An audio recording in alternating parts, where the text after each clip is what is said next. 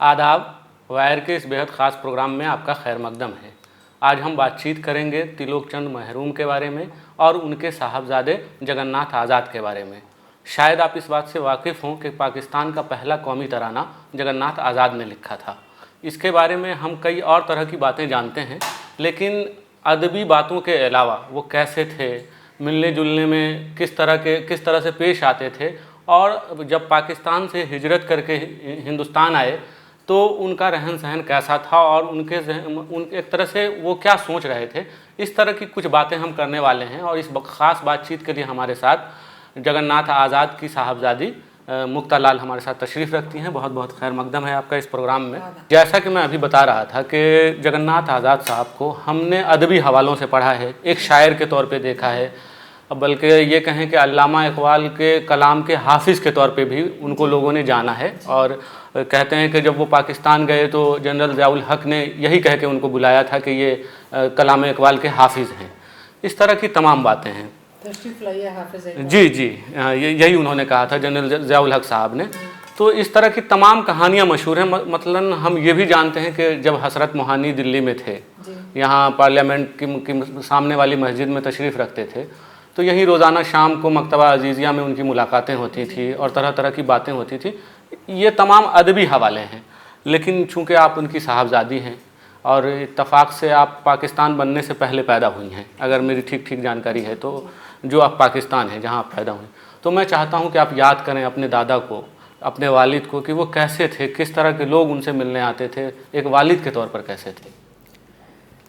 मेरे वालिद तो वालिद सबके ही बहुत प्यारे होते हैं, बहुत अजीज़ थे, बहुत अब ज़्यादा अजीज़ हैं मुझे। मैं उनका थोड़ा बहुत काम कर रही हूँ तो उनके ज़्यादा आई फील वो क्लोज टू हिम। वो इतने मसरूफ़ रहते थे अपने काम में, इतने मसरूफ़ रहते थे कि हमें उनसे बात करने का ज़्यादा मौका भी नहीं मिलता था। और जब हम छोटे थे तो उनका गुस्सा बहुत था, तो मैं खासकर उनके गुस्से से घबरा कर उनको, वालिद की बात कर रही हैं? वालिद की बात कर रही हूँ जी। थोड़ी उनसे घबरा कर, क्योंकि वो गुस्सा बहुत करते थे, मैं उनसे तो दूर रहती थी। और एक और मुझे मुश्किल ये लगती थी कि उनके साथ आप बैठ जाइए तो वो हमेशा पढ़ाई की बात करते थे।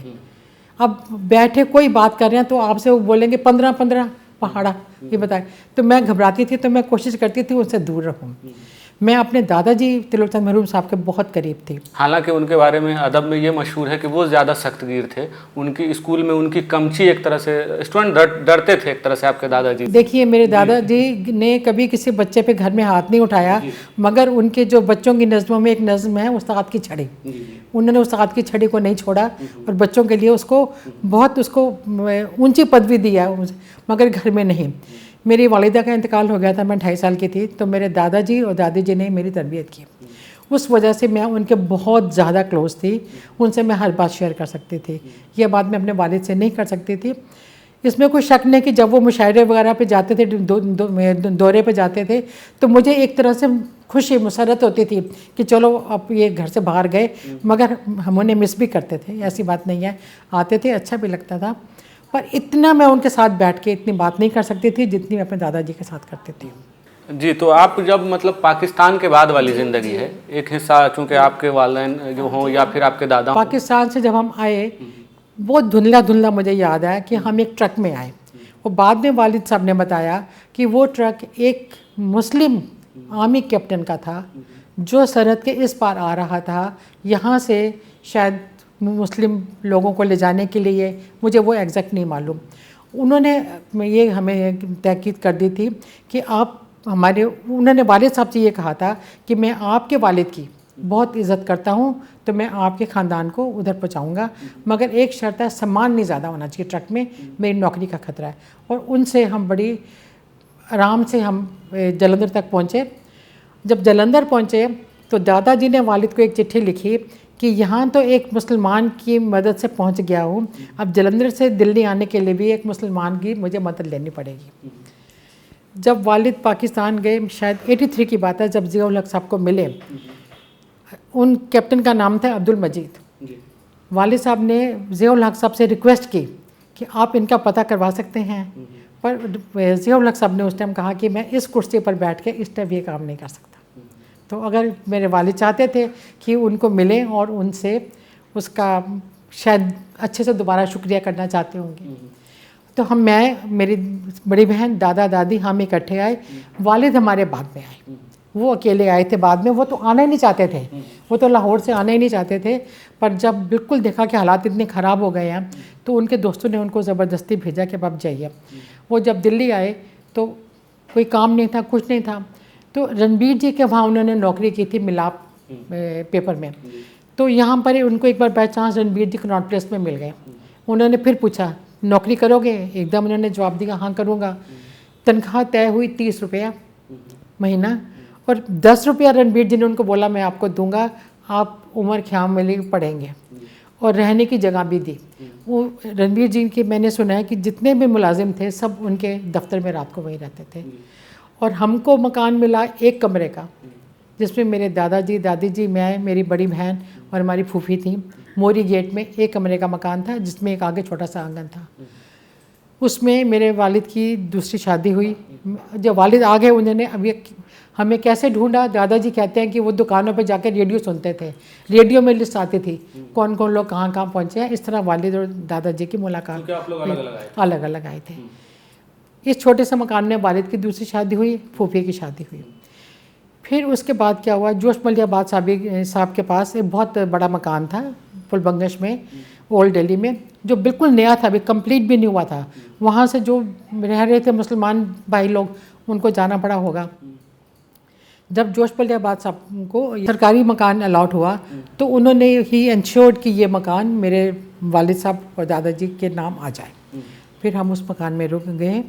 उसमें वालिद साहब, दादाजी, साहिर शाहपुरी, ये 3 साइड रहते थे। और मुझे ख्याल है कि थोड़े अरसे के लिए नरेश शाह, वो भी थोड़ी देर से क्लियर रहे, पर मुझे एग्जैक्ट नहीं याद। वो ज़माना, जिस ज़माने की आप बात कर रही हैं, बहुत क्राइसिस का ज़माना था। इतना क्राइसिस का ज़माना था कि पटेल जैसे मतलब जो लीडर थे हिंदुस्तान में, वो जोश मलिहाबादी को हिंदुस्तान में रोक रहे थे। उसमें जवाहरलाल नेहरू भी थे साथ में। और दूसरी तरफ हम ये देखते हैं कि जैसे आपके वालिद हैं कि वो लाहौर में हैं, पाकिस्तान का कौमी तराना लिख रहे हैं, नहीं आना चाह रहे हैं। मैं असल वो उस कौमी तराने पे थोड़ी सी बात करना चाहता हूँ आपसे कि बीच में इस पर काफ़ी डिबेट हुआ है अखबारात में, पाकिस्तान में, इस बात को लेके कि वो पहला पाकिस्तानी कौमी तराना था, क्यों हटाया गया, तमाम तरह की बातें हुई हैं। आपको अगर उस हवाले से कुछ मतलब वाकफियत है उसकी, क्या जो कुछ भी याद आ रहा हो आपको, आप अगर उस तरफ रोशनी डालें। देखिए, शुरू में तो हमें ये मालूम था कि कौमी तराना हमारे वालिद ने लिखा है, तो ये बात यहीं तक थी कि लिखा था, ख़त्म। अब हम इधर आ गए हैं, वो उधर है। और वो 18 महीने के बाद कौमी तराना बंद हो गया था। पर मतलब 18 महीने पाकिस्तान 18 महीने जिन्ना साहब के इंतकाल के बाद वो तराना वहाँ से हटा दिया गया था। फिर शायद उनकी कमेटी बनी कोई, और 4-5 साल के बाद उनका कौमी तराना आया। कौमी तराना का ऐसा है कि जो आपने पाकिस्तान में डिबेट की बात की, मैंने भी वो डिबेट यूट्यूब में देखी है। उसमें जो पार्टिसिपेंट्स हैं अगेंस्ट में, वो कहते हैं कि जिन्ना साहब को आज़ाद साहब कभी मिले ही नहीं थे। आज़ाद साहब ने, वालिद साहब ने कभी इस बात का वो नहीं कहा कि मैं जिन्ना साहब को मिला था। बल्कि मेरे भाई ने उनसे एक बार पूछा कि आप उनसे मिले थे, तो वो थोड़े वो एकदम गुस्सा करते थे कि मैं उनका दोस्त थोड़ी था, इतना उम्र का फ़र्क था। वालिद साहब को अपने किसी दोस्त के थ्रू, जो कि रेडियो पाकिस्तान में, भारत इंडिया था उस टाइम, उन मैसेज मिला कि जिन्ना साहब आपसे तराना लिखवाना चाहते हैं। और शायद अगर मुझे गलती नहीं हो रही तो 9 अगस्त को वालिद ने वो तराना पूरा किया। कल की बात है, 9 अगस्त को 47 में उन्होंने लिखा और उधर जिन्ना साहब को भिजवा दिया, जिन्होंने कि 2-4 घंटे के अंदर तराने को मंजूरी दे दी। और जिस दिन वालिद साहब वो अभी पाकिस्तान में ही थे, वो कहते हैं, उन्होंने जश्न कतील में दुबई में ये खुद बोला है कि मैंने 14 तारीख की रात को वो तराना नस्र होते हुए सुना है। कतील शफाई ने नहीं, वालिद साहब ने। कतील शफाई का प्रोग्राम था, जश्न कतील था, जिसकी सदारत वालिद साहब कर रहे थे। उन्होंने ये बात बोली है।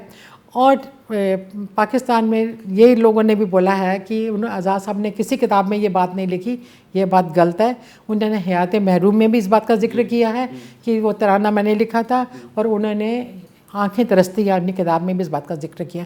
ये बात मैं मानती हूँ, उन्होंने पूरा एक मजमून नहीं लिखा, एक फुटनोट लिखा है, 2 लाइन लिखी है, पर इसमें उन्होंने पूरा मजमून नहीं दिया कि पाकिस्तान का तराना मैंने लिखा है। जी। तो मैं थोड़ा सा अब आपके ना पर्सनल जो आप लोगों की ज़िंदगी है, जो आपके घर में देखा है, उस तरफ आता हूँ कि मैं बीच में इंटरप्ट कर सकती हूँ। ये पाकिस्तान तराने की जो बात है, बीना सर्वर के थ्रू मुझे 2-3 नाम मिले पाकिस्तान में जिनसे मेरी ईमेल पे बात हुई है, और ज़हीर आलम किदवाई साहब से तो फ़ोन पे बात हुई थी। वो कहते हैं कि हमने ये तराना सुना है और ये उस वक्त कौमी तराना ही था, ये खाली तराना नहीं था, और उन्होंने सुना है। तो ये जो 3-4 मेरे पास ईमेल्स आई हैं, ये मैं अपनी एक किताब अपने वालिद पर कर रही हूँ और उसमें ये ईमेल्स डाल रही हूँ उनकी परमिशन से। असल में आपको थोड़ा सा आपके दादा की तरफ लाना चाह रहा था कि जिन्होंने बहुत हिंदू मुस्लिम इत्तेहाद की बात की, हुब्बुल वतनी की बात की, बल्कि फ़िराक गोरखपुरी ने उनको इसीलिए याद किया कि वो हुब्बुल वतनी के बड़े शायर थे अपने ज़माने में। तो उनकी ज़िंदगी में एक तो मुल्क के बंटने का जो मतलब ये कह सकते हैं कि दुख है वो है ही, लेकिन इसके अलावा भी कुछ दुख थे जो आप बता रही थी हमें थोड़ी देर पहले। तो मैं चाहता हूँ कि वो शेयर करें आप, वो किस तरह की ज़िंदगी थी, वो छोटे से गांव से आते थे, किस तरह का माहौल था जी। उनके बारे में लिखा गया है कि वो अपने नाम के मुताबिक अपनी ज़िंदगी में खुशियों से महरूम रहे हैं। सबसे पहले तो उनके जब वालिद का इंतकाल हुआ तो उनको बहुत दुख लगा। उसके बाद उनकी बीवी का शादी के 5 साल के बाद इंतकाल हो गया और वो 1 साल की बेटी छोड़ के गई। इस बात का उन्हें बहुत सदमा लगा और उन्होंने ये कौन सी किताब है, गंजे मानी में पूरा उन्होंने 5-6 उन पे मरसिए लिखे हैं जो बहुत ही दर्दनाक मरसिए हैं। जो उनकी बेटी थी उनका नाम था विद्या, 1 साल की बच्ची थी। तो उन्होंने दूसरी शादी की, जो मेरी दादी, जिनके 3 बच्चे हुए, मेरे वालिद और 2 बेटियां हमारी फूफी। अच्छा, जब ये विद्या बड़ी हुई, विद्या की शादी हुई, विद्या की शादी हो गई, वो अपने ससुराल में नहीं जाने क्या प्रॉब्लम हुई, उन्होंने खुदकुशी कर ली, वो जल के मर गई। और वालिद ने अपने मजमून में लिखा था कि जिस दिन विद्या अपने आप को जला रही थी, दादाजी, उनके वालिद मेरे दादाजी बहुत परेशान थे, बहुत जैसे कुछ प्रॉब्लम हो गई हो। तो उन्होंने 2-3 बार पूछा वालिद साहब ने दादाजी से कि आपकी तबीयत ठीक है? वो कहने लगे हाँ ठीक है। तो ज़्यादा उन्होंने भी नहीं पूछा कि नाराज़ ना हो जाए, हो सकता है कोई स्कूल का मसला होगा, क्योंकि वो स्कूल में पढ़ाते थे। तो उन्होंने पूछा नहीं। कहते हैं दोपहर तक एक टेलीग्राम आ गया, विद्या डाइट। तो वो उनके लिए इतना सदमा था जब वो, खासकर वो क्योंकि वो जल कर मरी, उस पर उन्होंने एक मरसिया लिखा है विद्या की खुदकुशी पर, वो पढ़ने वाला है। उसमें उनको लिख रहे हैं अपनी बेटी को कि तुम्हारे पास मरने के और भी तरीके थे, तुम जहर खा लेती। उन्होंने अपनी उसमें बहुत, और वालिद कहते हैं कि उस हादसे के बाद दादाजी के चेहरे पर वो मुस्कुराहट नहीं आई। एक और सदमा उनका था कि उनकी 2 साल की बच्ची थी, जिसको हम, उसका नाम शकुंतला था, प्यार से सभी ने कन्नी कहते थे। 2 साल की थी, कुछ दिन बीमार रही और वो चल बसी। ये उनके लिए और दर्दनाक बात थी। वो 3 दिन तक उनकी कब्र पर उन्होंने उनको दफनाया मुस्लिम तरीके से, और उनकी कब्र पर मेरे वालिद के साथ रोज़ जाते थे दूध लेकर और वापस आके एक नज़्म लिखते थे। 3 दिन ये सिलसिला चला। और उसके बाद उनके ज़िंदगी में कभी वो वालिद, हमने तो वो पहली मसरत उनके चेहरे पर नहीं देखी थी, पर वो कहते हैं कि वो कभी वो खुशी नहीं आई। फिर बाद हमारी वालिदा का इंतकाल हो गया। मेरी वालिदा का इंतकाल हो गया तो हम 2 छोटी बच्चियाँ, हम उनके साथ थे। तो उनकी ज़िंदगी में ये बहुत दुख रहा। और वैसे भी उनको तकलीफ़ें ज़िंदगी में इस तरह रही हैं, जब वो पढ़ाते भी थे, कलूर कोट की बात है शायद, वो स्कूल में पढ़ाते थे, वो प्रिंसिपल थे वहाँ पर। तो वो इतने परेशान रहते थे, इतने परेशान रहते। एक्चुअली पहले वो ईसा खेल में थे, ईसा खेल का पानी सूट नहीं किया, उनको पथरी की बहुत तकलीफ़ हो गई। तो उन्होंने रिक्वेस्ट करके अपनी तबादला कलूर कोट करवा लिया। वहाँ पर वो कहते हैं कि वो कांटों का बिस्तर था, जो वो वहाँ की उनकी मुलाजमत थी, कांटों का बिस्तर थी। जितने भी टीचर्स थे वो प्रैक्टिकली अनएजुकेटेड, कोई 10th भी नहीं पास था। कोई अपने वहाँ से घर से ताश लेके आ जाता था, ताश खेलने बैठ जाता था, कोई बच्चों से डस्टर मंगाने के पैसे लेता था। तो ये बातें उनको सूट नहीं करती थी। वो कहती थी, वो इस बात के ख़िलाफ़ थे। तो उन दिनों भी इनके ख़िलाफ़ सब ने कंप्लेंट्स की, बहुत कुछ हुआ, मतलब उनको बहुत बहुत मुश्किलें का सामना करना पड़ा। और एक और मुश्किल ये थी, इन्होंने बहुत नज़में लिखी देशभक्ति पर, ये अपनी अंग्रेज़ सरकार के ख़िलाफ़ नज़में लिखी। और वो क्या करते थे, नज़म मुख्तलिफ अखबारों को भेज देते थे बेनामी करके, मगर एक चिट्ठी साथ भेज देते थे कि आप इसको बेनामी करके लिखिए या एनोनिमस या किसी का फर्जी नाम से कर दीजिए। उनको इस बात का इल्म नहीं था कि ये सारी डाक सेंसर हो रही है और उनके खिलाफ एक फ़ाइल तैयार हो रही है पुलिस में। लाला लाजपत राय की जब इंतकाल हुआ तो इन्होंने बहुत तवील नज़्म लिखी, जिसका शायद किसी पब्लिशर ने एक किताबची के सूरत में शाये भी कर दी और उनके नाम से शाये हो गई। वो किताब ने, उस नज़्म ने वो पुलिस की सारी फाइल पूरी कर दी। अब इनकी इंक्वायरी हुई, डिप्टी कमिश्नर साहब आए तो उन्होंने खुद इनको बुलाया और इनको कहा या तो आप कांग्रेस की तहरीक में रहिए या आप नौकरी कीजिए, ये तो आपने इतना जुर्म किया कि आपको जेल भी हो सकती है, नौकरी से भी हाथ हो सकते हैं। तो थोड़ा घबरा भी गया, ज़रूरी बात है। मगर वो शायद उनका नाम था शायद राधा कृष्ण, वालिद साहब ने कहीं लिखा था जो डिप्टी कमिश्नर थे। उन्होंने उनको ये कह के कि मैं हिंदू होने की वजह से आपका लिहाज करके आपको छोड़ रहा हूँ, कोई मुसलमान या अंग्रेज़ अगर होता तो आप इस वक्त जेल में बैठे होते। ये बात उनको आखिर तक लगती रही बुरी कि मज़हब के नाम पे मुझे क्यों छोड़ा, या मुझे कह देते तुम अच्छे इंसान हो या अच्छे शायर हो तो छोड़ते। ये क्या कि मज़हब के नाम के कि हिंदू से मैं हिंदू हूँ तो मैं तुम्हें छोड़, उनको ये बात बिल्कुल पसंद नहीं। पाकिस्तान जब बन गया था तो हिंदुस्तान में जो एक माहौल था, उस माहौल का जिक्र करते हुए उस ज़माने के लोग कहते हैं कि लोग हिंदुस्तान में इकबाल का नाम नहीं लेते थे, डरते थे, उर्दू का भी नाम नहीं, उस तरह से नहीं लेते थे। उस माहौल में पहले आपके वालिद थे जिन्होंने जगन्नाथ आज़ाद साहब ने अल्लामा इकबाल को हिंदुस्तान में भी वो एक जगह दिलवाई या एक अहमियत दिलवाई।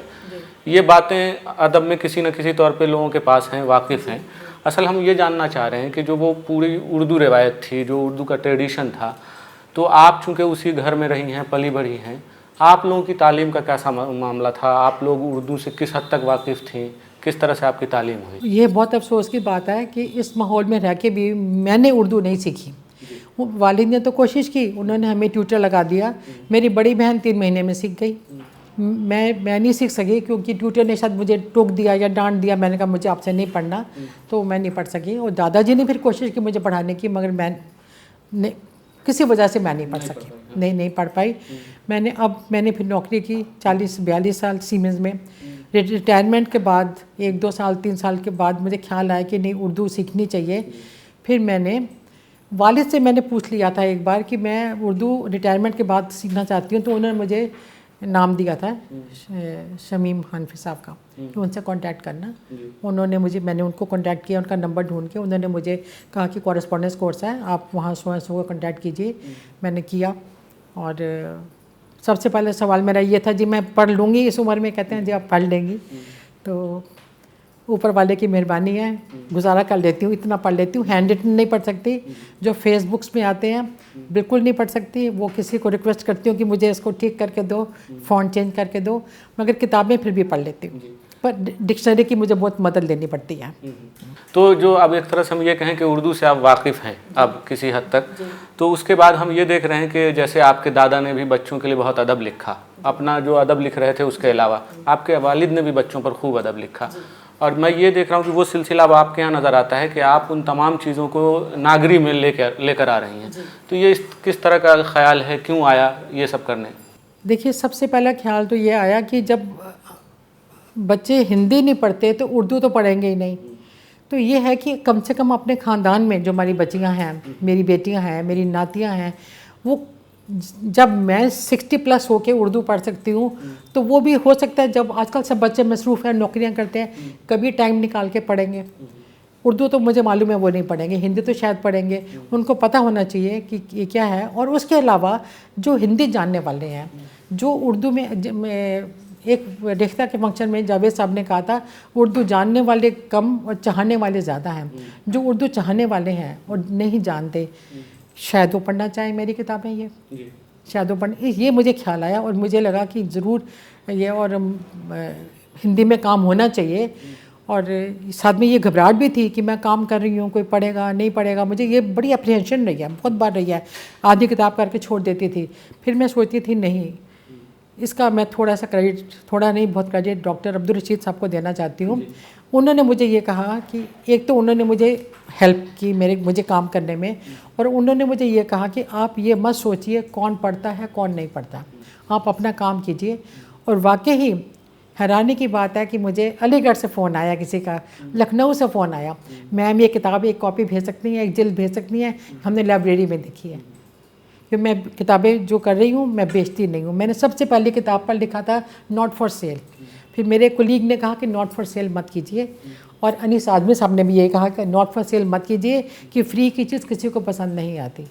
अब मैं इस पर चाहे कीमत ज़रूर लिखती हूँ, मगर मैं किताबें दे देती हूँ उर्दू एकेडमी को, गालिब एकेडमी, ऐसे जब उनके बच्चों के वर्कशॉप होते हैं तो वो शायद उन्हीं को देते हैं। वो मुझे कहते हैं आप फिक्र मत कीजिए, हम उन ऐसी जगह पे देंगे जो पढ़ेगा। अब मैं एक तरह से आपसे आखिरी सवाल कर रहा हूँ कि उर्दू को लेकर भी अब माहौल अच्छा नहीं है। अच्छा नहीं है का मतलब कि बहुत खुशकुन नहीं है कि उर्दू का मुस्तकबिल क्या होगा। और उसी दरमियान मुझे आपके वालिद की एक बात कही हुई याद आती है, चूँकि आजकल उर्दू को मुसलमानों से वाबस्ता भी कर दिया गया है कि उन्होंने कहा था कि एक वक्त आएगा जब हिंदुस्तान में मुसलमानों को एहतराम की निगाह से देखा जाएगा। आपको लगता है कि ऐसा कोई वक्त आने वाला है आज के सियासी माहौल को देख के कि उर्दू हो या मुसलमान हो या जो अक़लियतें हों उनके लिए कोई माहौल बनेगा? हाँ ज़रूर बनेगा, क्यों नहीं बनेगा। अब देखिए, अब जब रेख्ता, अब ये एक एग्जांपल है, रेख्ता का प्रोग्राम देखिए, अब देखिए कितने लोग जाते हैं और सारा यंग क्राउड होता है। और जो मुझे तो नहीं लगता कि सारे यंग क्राउड को उर्दू आती है, उनको शौक़ है, वो सीखना मांगते हैं।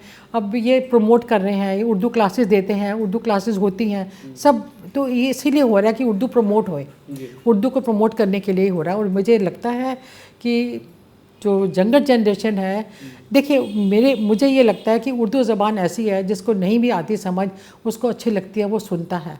हम छोटे छोटे थे, 50s की बात है, I must have been 8 years। हमारे वालिद मुशायरे में, उन्होंने बहुत कोशिश की हमें इस माहौल में लाने की, ढालने की। हम मुशायरे में जाते थे, रात के 3-3 बजे तक हम बैठते थे, हम बोर नहीं होते थे। आज हम किसी सत्संग में जाएंगे, हम आधे घंटे में बोर हो जाएंगे, मगर मैं और मेरी बड़ी बहन हम जाते थे, हम बड़े अच्छे से और इन्जॉय करते थे। और मुझे किसी किसी शायर की एक एक नज़म याद, एक एक लाइन याद आती है, एक एक मिसरा की उन्होंने उस मुशायरे में ये बोला था, उस मुशायरे में ये कहा था। तो उर्दू को तो अब देखिए इतनी अच्छी ज़बान है कि कोई रीज़न नहीं है कोई इसको पसंद ना करे। पार्टीशन के बाद ज़रूर ये बात हुई थी, अल्लामा इकबाल का नाम लेना मुश्किल हो गया था, उर्दू ज़बान को मुसलमानों की ज़बान कहा गया था। मगर अब देखिए हर एक सेमिनार में, हर एक प्रोग्राम में यही कहा जाता है कि उर्दू मुसलमान की ज़बान है, ये हम सब की ज़बान है, ये हिंदुस्तान की ज़बान है, हिंदी उर्दू एक है। तभी अब मैं अपने वालिद पे किताब कर रही हूँ, आप उसमें देखेंगे मेरे हिंदी और उर्दू सारे वर्ड्स आ रहे हैं। मैं कोई अलग हिंदी में नहीं कर रही, कोई अलग उर्दू में नहीं कर रही। तो मेरे ख्याल में उर्दू तो ऊपर जाएगी और ये मेरी दुआ भी है जानी। तो बहुत बहुत शुक्रिया आप तशरीफ़ लाएँ इस गुफ्तगू के लिए। और नाजरीन, हम आपसे कहना चाहते हैं कि अगर आप तिलोक चंद महरूम साहब या जगन्नाथ आज़ाद साहब का काम देखना चाहते हैं तो आपको रेख्ता की वेबसाइट विज़िट करनी चाहिए। और अगर आप उनका काम नागरी में या हिंदी में पढ़ना चाहते हैं तो आपको उनकी साहबजादी ने कुछ किताबें तरतीब दी हैं, उसको भी देखना चाहिए। बहुत बहुत शुक्रिया। To receive instant updates on all videos from The Wire, click the subscribe button and hit the bell icon. Pay to support independent journalism. Click the link in the description and choose the amount you want to pay.